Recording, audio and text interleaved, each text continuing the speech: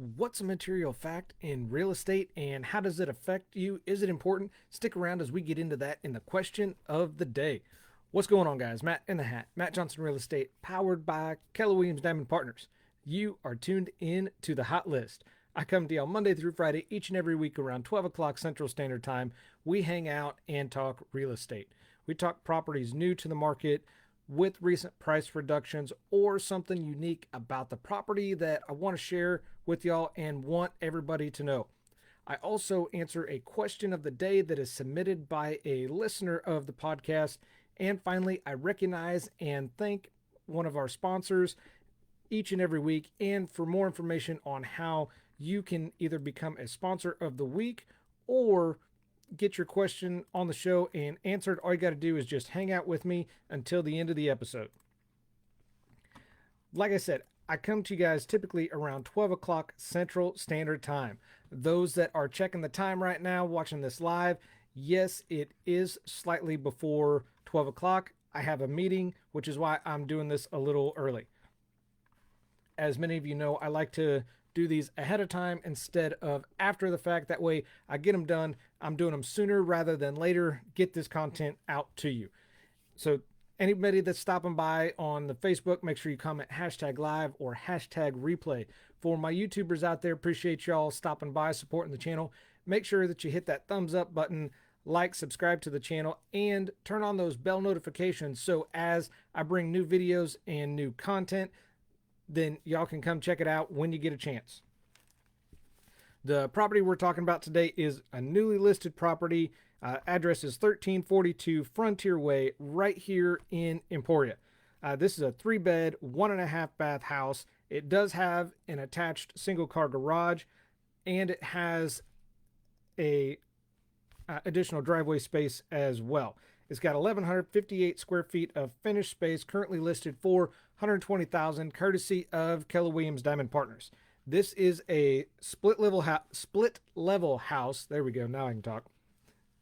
And it's in a northwest location. There's been a ton of updates that have been done to this house. Too many to just list out. I'll give you a couple.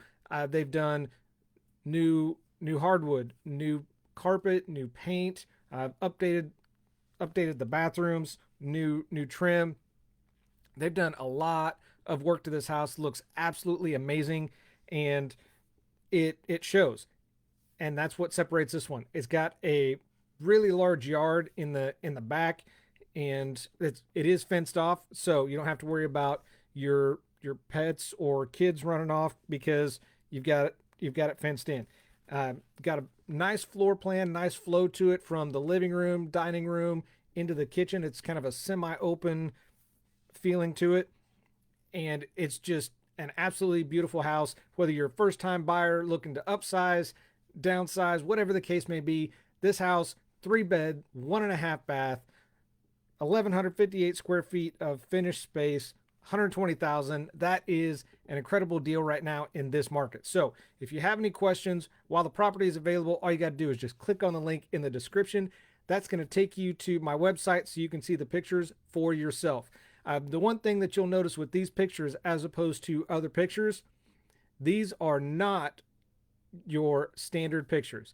These are not taken with a cell phone. These are done by a professional. How do I know that? Because this listing is my listing. I only use professional photography on houses like this to make them stand out, stand a little taller than some other homes that are listed. So if you have any questions, you can come back here to Facebook, or while you're checking out the website, all you got to do is contact me through there.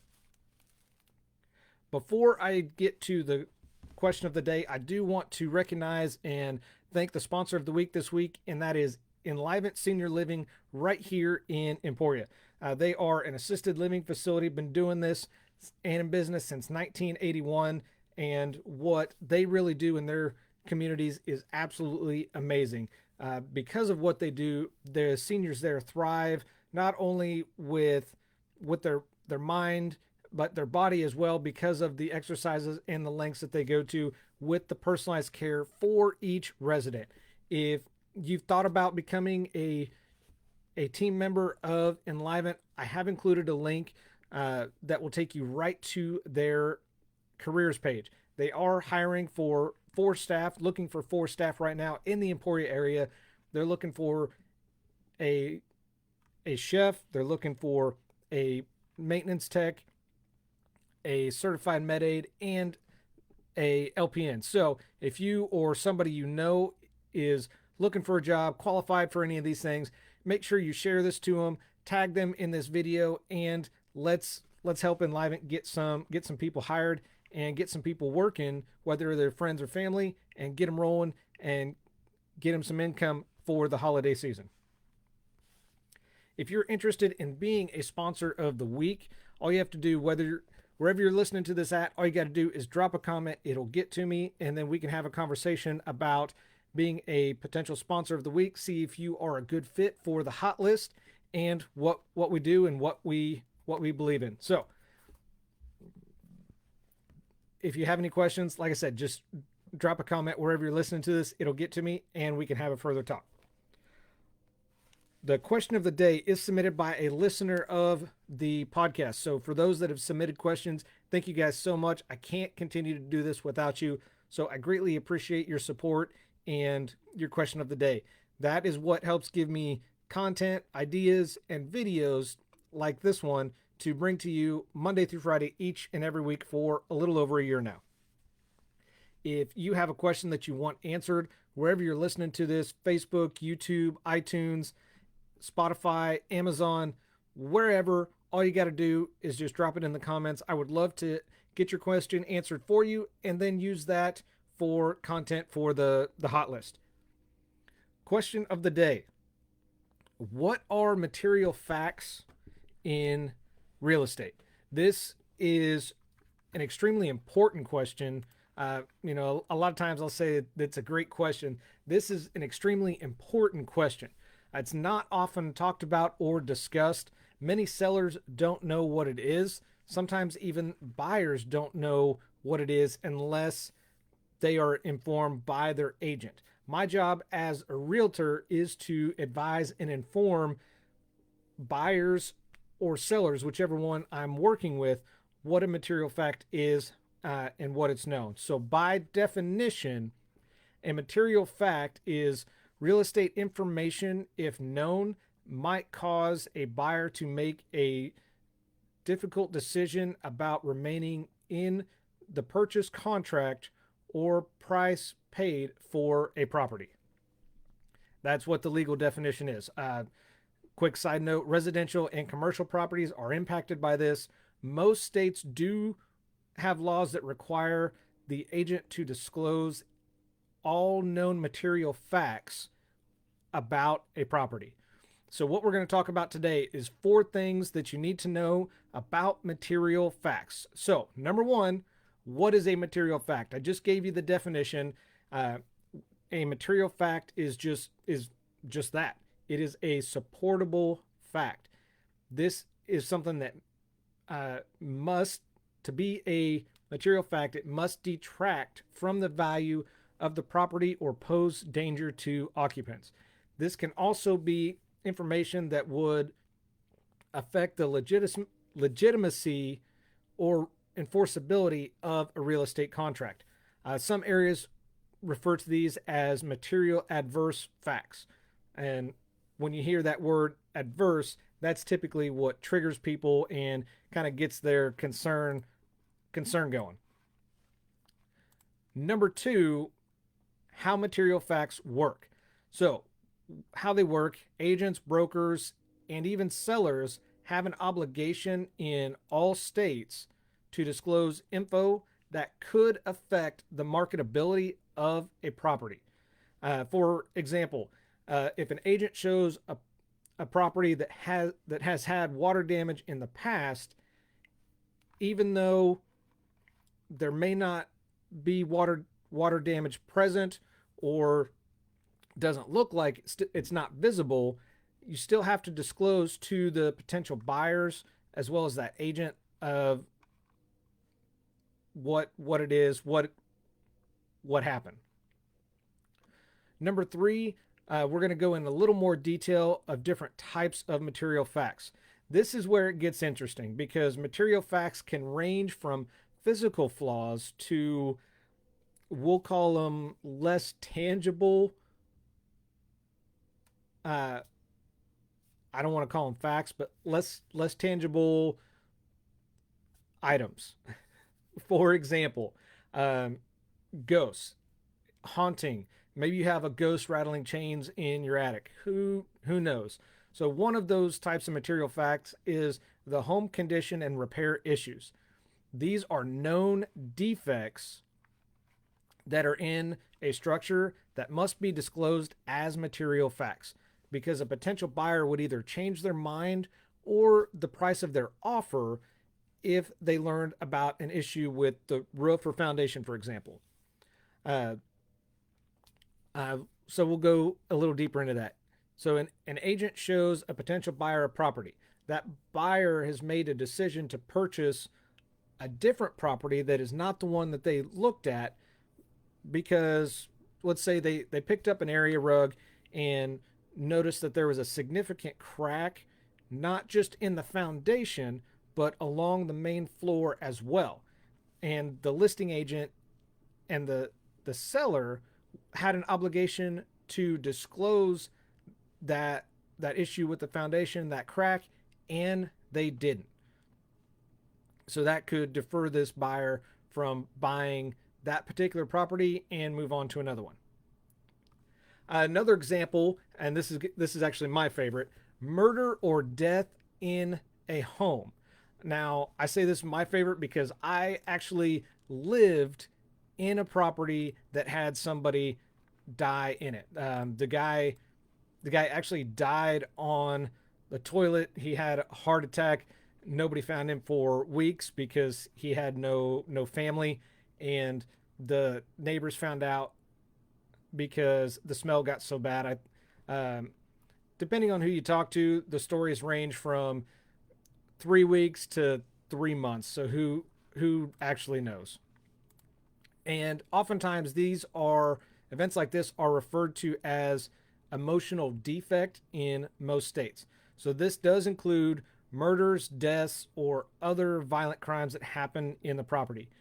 Now, Kansas, for example, requires all materials and material facts known by sellers to be disclosed. So there are always going to be rumors about a death or murder on the property. So it's best to disclose this, because if potential buyers find out, they could turn around and sue you. They could, if they buy it, they could just, cut their losses. For example, there was a farmhouse that was in, I want to say it was in western Kansas. I don't really remember the location for sure, but I know it was here in Kansas. And so a family was looking at it. It had some acreage, a little bit older farmhouse, a big barn, a pond, and they bought it. The buyers bought it, moved in, and a neighbor came over and was talking to them and congratulating them on buying the property, even knowing what had happened on that property. Well, this was news to the buyers. They asked what happened, and the neighbor began to explain to them that the people that lived there before, the guy had killed his wife and hung himself in the barn. Well, this upset the buyers. They contacted the agent, threatened to sue. What actually happened, what the story was, the wife had died from some kind of disease. The guy was heartbroken, so he did hang himself in the barn in 1891. Yeah. So, and this happened within the last 10 years that this buyer bought this property. So, a death that happened in 1891 is what still stuck out to this property. So if you know something, people are going to find out. Just disclose. If you know when it happened, that would also be nice to disclose as well. Next example is haunted houses. This is my wife's favorite because she's one of those people. Stories about ghosts, haunting, or paranormal activity aren't considered material facts in many states. Kansas, it's actually unclear whether or not it is a material fact or not. Kansas doesn't specify like some other states. So rumors such as maybe the property is located near an ancient burial site, or the previous owner set aside a portion of their yard for pets that passed away, and you got some pet cemetery action coming on, and the pets come back and haunt the new owners. Whatever the case may be, however ridiculous, whatever the rumors, just disclose them up front so people know and can move on. And the last example are animals as material facts. Sellers must disclose any known issues with pets, like animals or pests. So we're not just talking like a termite infestation here. Some states actually include a neighbor's dog barking or a neighbor who's raising chickens as material facts because it's some type of nuisance. For example, there is a brokerage in Iowa that actually had to pay damages to new buyers for not disclosing a HOA rule. This HOA rule stated they only allowed one dog per residence. The buyers found out, killed the deal, and ended up moving somewhere else. Which brings us finally to number 4, requirements to disclose material facts. Agents and brokers are kind of in a dangerous area because if you fail to disclose something that then there's going to be consequences for it. A good rule of thumb, if you're wondering or hesitant to disclose the info, do it because this can help avoid lawsuits down the road. And these type of lawsuits and damages awarded could range from punitive damages, which are extreme cases, and these are typically monetary awards meant as a punishment. So they could range from the punitive to the compensatory range, which is a seller or agent has to compensate a buyer for the cost of repairing whatever the issue or material fact was. Again, this will vary by state. So that's it. Those are the 4. We went over, number 1, what is a material fact?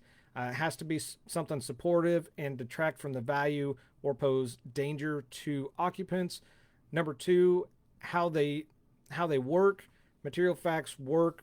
It could be anything that you fail to disclose that could affect the marketability or sale of the property.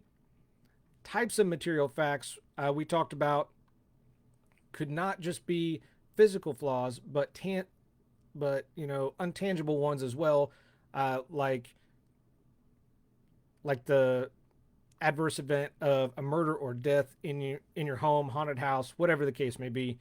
And number 4, the requirements to disclose. If you want to avoid lawsuits, if you're hesitant about it and wondering if you should disclose it up front. This will help avoid any unnecessary lawsuits or unnecessary or unneeded conversations or delays down the road. So that is gonna do it. One last reminder again. Tomorrow is Thanksgiving. There will not be a hot list episode. So make sure you guys tune back in on Friday. Until then, I hope you guys have a safe and happy Thanksgiving. Be careful, be safe. Don't go anywhere unless you need to. And for example, we're just doing a very small family thing, just us. So that's going to do it. So thanks for tuning in with me on the hot list. So I appreciate you guys. Appreciate your support. Make sure you share this out. Thanks. And I will see you guys on Red Friday. Take care.